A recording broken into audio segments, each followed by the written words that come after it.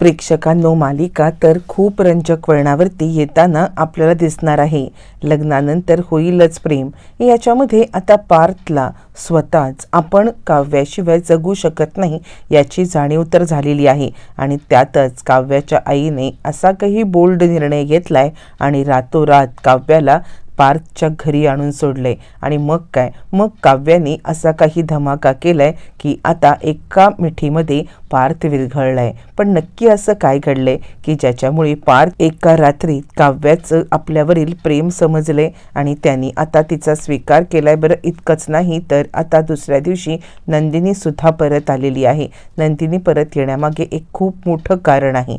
ती जीवाला सपोर्ट करण्यासाठी आले. आता जीवावरती असं कोणतं संकट आले की ज्याच्यामुळे नंदिनीच्या सपोर्टची त्याला गरज पडली. सगळं या व्हिडिओमध्ये आणि एका रात्रीत हा गेम कसा पलटला म्हणून डोक्याला हात लावून बसू. आणि रम्या कशा बसल्यात एका रात्रीत, जे कोणाला जमलं नाही ते काव्याच्या आईने कसं करून दाखवलेलं आहे. सगळं पाहायला मिळणार आहे. प्रेक्षकांनो, आजच्या भागात तर आपण पाहिले की काव्याची आई आले आणि तिने बिनधोकपणे सांगितले की हो, मला माहिती होतं ह्यांचं सगळं, म्हणजे जे काही होतं ते सगळं माझ्या समोरच चाललं होतं. आता खरं तर तिला माहीत नसून सुद्धा तिने आता या सगळ्यामध्ये काव्याची बाजू अगदी ठामपणे घेतली. आणि नंदिनी थोडीशी दुखावली. आई, हे जर तुला माहिती होतं तर तू हे मला का नाही सांगितलंस? म्हणजे या घरात प्रत्येक वेळेला माझी आता फसवणूकच होत राहणार आहे का? यावरती ती म्हणते, कुणाची फसवणूक? कसली फसवणूक? काय बोलतेस तू? फसवणूक तर आता काव्याची झाली. मुळातच तिला लग्नासाठी प्रेशराईज केल्यानंतर मग आता तिने अजून काय करायचं होतं? तिने आता सगळ्यांच्या समोर आधी लग्नाला नकार सुद्धा दिला होता ना. मग असं असताना तिने अजून काय करणं अपेक्षित होतं? तिने स्वतःचा जीव देणं अपेक्षित होतं का?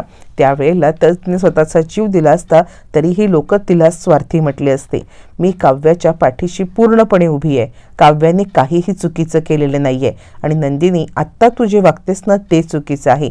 पुन्हा काव्याला त्याच ठिकाणी नेऊन तू पोहोचवती आहेस. कसं आहे, त्यावेळेला तू किडनॅप झालीस आणि काय तमाशा झाला हा तुला माहिती आहे ना. कुणी केलं, काय केलं, हे सगळं जरी वेगळं असलं ना तरी सुद्धा काव्यासोबत जे झालं ते चुकीचंच होतं. आणि तिने मनाचा मोठेपणा दाखवून दोन्ही कुटुंबाची अब्रू वाचवली असताना तुझ्याकडून नंदिनी ही अपेक्षा नाही आहे मला. तू त्या जागी असतंस तर काय केलं असतंस? असं म्हणत आईने थेट नंदिनीलाच प्रश्न विचारलाय. तू त्या जागी असतीस तर काय केलं असतं? स्वतःच्या बहिणीसाठी स्वतःच्या ह्याचा त्याग केला नसतास का? नंदिनीकडे कोणतंच उत्तर नाहीये. कुठेतरी आईचं म्हणणं तिला पटलंय, पण आई फार खोलामध्ये जात नाहीये. आणि आता ती विचार करते की अशाच पद्धतीत नंदिनीला अर्धवट विचारात सोडूया. नंदिनी समंजस आहे, नक्कीच ती निर्णय घेईल, पण मला फोकस केलं पाहिजे ते काव्य आणि पार्थच्या ह्याच्यावरती. आणि ती काव्याला म्हणते, नंदिनी घर सोडून आली, पण तू का घर सोडून आलीस? तुझं तर त्याच्यावरती प्रेम आहे ना, मग तू ते घर सोडून येण्याचं कारण काय? काव्या म्हणते, आई मी काय करणार होते? जर का आता त्यांना माझ्यासोबत राहायचंच नाहीये तर? यावरती आता इकडे लगेचच आई सांगायला लागते, इतक्यात हार मानलीस तू? म्हणजे असं असतं तर तिथे दटून राहायला पाहिजे होतंस तू. काहीही गरज नव्हती तुला इकडे येण्याची. तू आत्ताच्या आत्ता चल, बॅग भर, मी तुला तिकडे सोडून येते. मी पण बघते की तुला कोण या सगळ्यामध्ये इकडे पाठवते. काव्या म्हणते, पण आई आम्ही डिवोर्स फाईल केलेला आहे. आई म्हणते, फाईल केलाय ना, झालाय नाही ना. तू जर का 6 महिने इकडे राहिलीस ना तर डिवोर्स नक्की फाईल होईल. ते काही नाहीये, मला माहिती आहे कसं ह्या पुरुषांना आता इकडे हे करायचं आहे. तू चल माझ्यासोबत. प्रेक्षकांनो, आता काव्याची सपोर्ट सिस्टीम आलेली आहे. ज्या वेळेला काव्याची सपोर्ट सिस्टीम येते मग मात्र काव्य आता थांबायचं नाही या आविर्भावामध्ये आहे. आणि त्यानंतर काव्य आता निघालेली आहे. त्यावरती बाबा सांगतात, काय करतेस तू? आई सांगते, बिलकुल नाही, माझ्या मुलीला योग्य त्या ह्याच्यामध्ये मी साथ देते. म्हणजे काही झालं तरी सुद्धा मला एक गोष्ट सांगा, आपल्या एकाच मुलीच्या पाठीशी उभे राहायचा काही ठेका घेतलाय का? ज्या मुलीने आपलं आयुष्य पूर्णपणे 2 कुटुंबासाठी बर्बाद करायचं ठरवलं आणि आज जर ती योग्य मार्गावरती आहे तर आपण तिला साथ नाही द्यायची?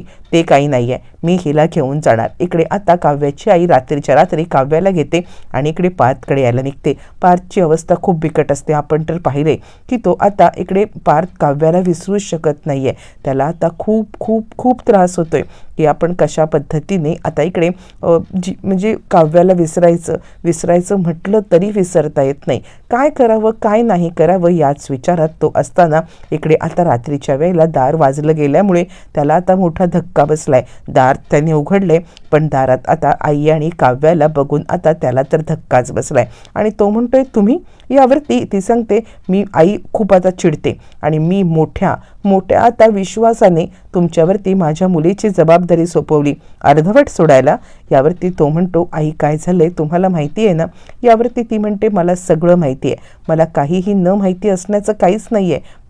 पण मी एक गोष्ट सांगू का? माहिती तुम्हाला नाही आहे की तुम्ही ज्या बायकोला झिडकारताय ना, ती बायको तुमच्या प्रेमात आहे.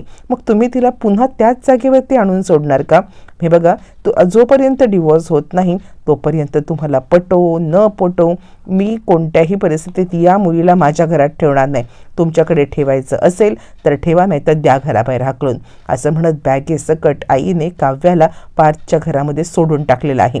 आता काय दोघांनी करायचं ते करा, याच्यामध्ये मी आता काहीच बोलणार नाही. अशा आविर्भावामध्ये तिने आता बरोबर रीतीने निर्णय घेतलाय. आणि मग काय, आईच्या सपोर्टमुळे काव्या इतकी आता हे झालेली आहे की ती सांगते, ठीक आहे, जर का यांना देशमुखांना मी त्यांच्या घरात नको असेल तर मी रस्त्यावरती राहीन. मोठा ड्रामाच काव्याने केलेला आहे. आणि त्यानंतर माझ्या जीवाचं काहीही मी बरं वाईट करेन, काही गरज नाही आहे मला कोणाची, ना घरच्यांची ना नवऱ्याची. असं म्हणत ती निघणार. त्यावेळेला आई निघून गेलेली. तिला माहिती आहे पार्थ कधीही त्याला आता एकटं सोडणार नाही आहे. आई निघून गेल्यावरती मग आता काव्याला पार्थ सांगतोय, बॅग ठेवा तुम्ही रूममध्ये. ठीक आहे, जोपर्यंत काही निर्णय होत नाही आहे तोपर्यंत तमाशा नको. निमूटपणे काव्या आता बॅग घेऊन तर चाललेली आहे, पण आता काव्याच्या डोक्यामध्ये आईने जे काही सांगितले ते सगळे विचार चाललेत प्रेक्षकांनो. आणि कशा पद्धतीने पार्थला आता इकडे विरघळवायचं हे सगळं आता तिला माहिती आहे. आई निघून गेलेली आहे. काव्याला आता इकडे लगेचच काव्याला तो आता सांगतोय की आज जा म्हणून. काव्या आत गेलेली आहे आणि तो सांगतो, हे बघा, काळजी करू नका, जितके दिवस राहायचं आहे तितके दिवस राहा, मी काहीही बोलणार नाही आहे. काव्या सांगते, मी इथेच राहणार आहे. आता इकडे पार्थ काही बोलत नाही आहे. आणि त्यानंतर तो आता तोंडवाकडं करून झोपलाय. काव्याला मात्र आता त्याला झोपू द्यायचं नाही आहे. मग काय, ती एनकेन प्रकारे देशमुख असं म्हणत त्याला उठवते. आणि आईने काय सांगितलंय, यावेळेला जिद्द सोडायची नाही असं ती म्हणायला लागते. आणि त्याच वेळेला ती सांगायला लागते, देशमुख मला तुमच्याशी बोलायचंय. आणि त्याच्या खांद्यावर ती डोकं ठेवून झोपते आणि सगळं सांगायला लागते. जे आता बोलण्याने होत नाही ते प्रेक्षकांनो स्पर्शाने काव्याने करून दाखवलेलं आहे. आणि आता लगेचच ती खांद्यावरती डोकं ठेवून सांगते, देशमुख मी खरं सांगतेय की माझ्या मनात आजच्या घडीला कोणीही नाही आहे, कोणीही. म्हणजे तुम्ही जर माझं हृदय फाडून बघितलं तर त्याच्यामध्ये फक्त तुम्ही आहात. आणि मलासुद्धा माहिती आहे की तुम्हीसुद्धा मला विसरू शकत नाही आहात. आणि त्याचमुळे मी सांगते, एक संधी द्या मला. मी खरंच सांगते, पुन्हा त्याच वळणावरती नेऊन ठेवू नका. वर्षापूर्वी ज्या वळणावर मी आले होते की माझं स्वतःचं प्रेम विसरून एका अनोळखी व्यक्तीच्या आयुष्यामध्ये, आता परत तेच करताय तुम्ही.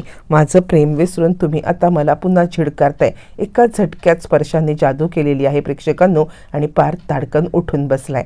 तो काव्याकडे पाहतोय. इकडे या गोष्टीची खबरबात या दोघींना बिलकुल नाही आहे. आणि या दोघी जणी आता इकडे म्हणजे दोघीही जणी मग प्लॅनिंग करतायत उद्याची. त्यावरती वसू सांगते, उद्या पत्रकार येतील आणि उद्या पत्रकार या सगळ्यामध्ये यांना आता असे भंडावून सोडतील ना की यांचं नातं जग जाहीरपणे मोडलंय हे सगळ्यांच्या समोर येईल. म्हणजे काहीही झालं तरीसुद्धा या दोघांना आता म्हणजे चौघांना वेगळं करायचं. आणि आता त्या दोघांना वेगळं करून पत्रकारांच्या समोर हे आणायचं.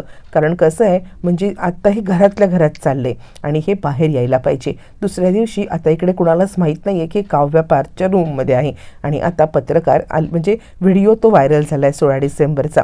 तो व्हिडिओ व्हायरल झाल्यामुळे आता सगळे देशमुखांचे वाभाडे निघालेत. पिहू धावत पळत इकडे जीवाला दाखवायला येते, बघ ना काय झाले. म्हणजे आता त्या दिवशीचा व्हिडिओ व्हायरल झाला आहे. आता हा व्हिडिओ कोणी व्हायरल केला? घरातलीच माणसं आहेत. मग हा व्हिडिओ व्हायरल कसा झाला?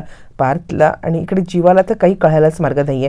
तो व्हिडिओ बघतोय, तिकडे आता मानिनी येते आणि हे सगळं कुणी केलेलं असेल असं आता म्हणायला लागते. त्यावरती लगेचच तो काही बोलण्याच्या आतच पत्रकारांची धडाधड तिकडे एंट्री होते आणि आता देशमुखांच्या घरचे वाभाडे काढण्यासाठी पत्रकार मात्र आता सज्ज असतात.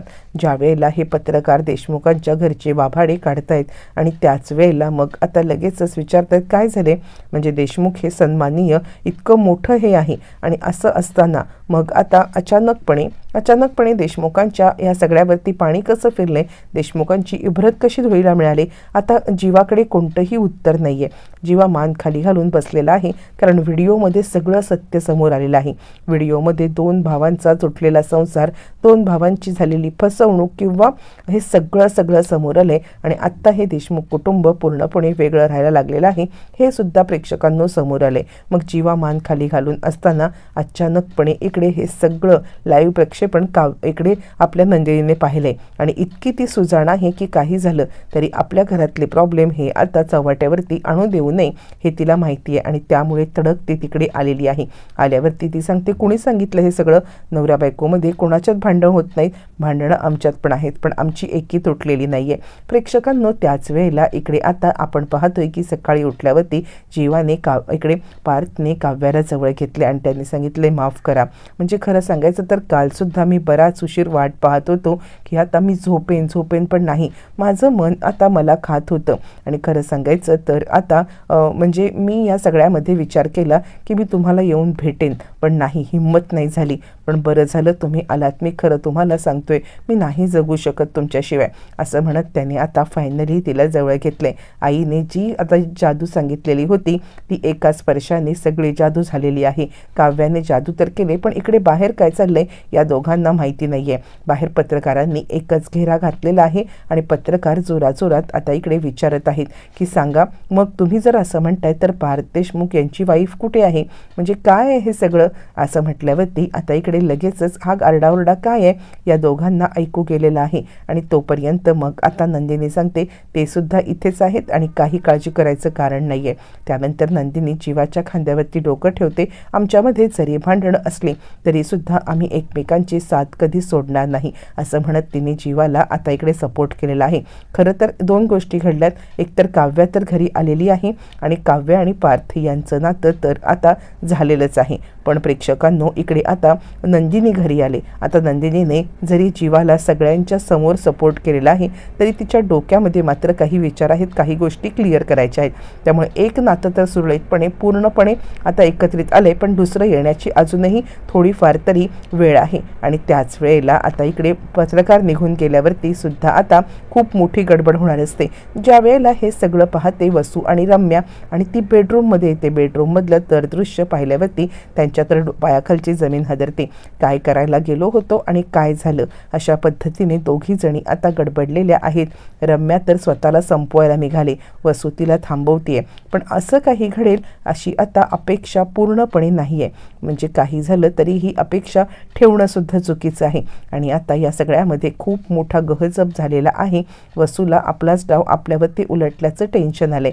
पण ज्या गोष्टीची आपल्याला अपेक्षा आहे, ज्या गोष्टीची आपण अपेक्षा करतोय ती गोष्ट मात्र घडली.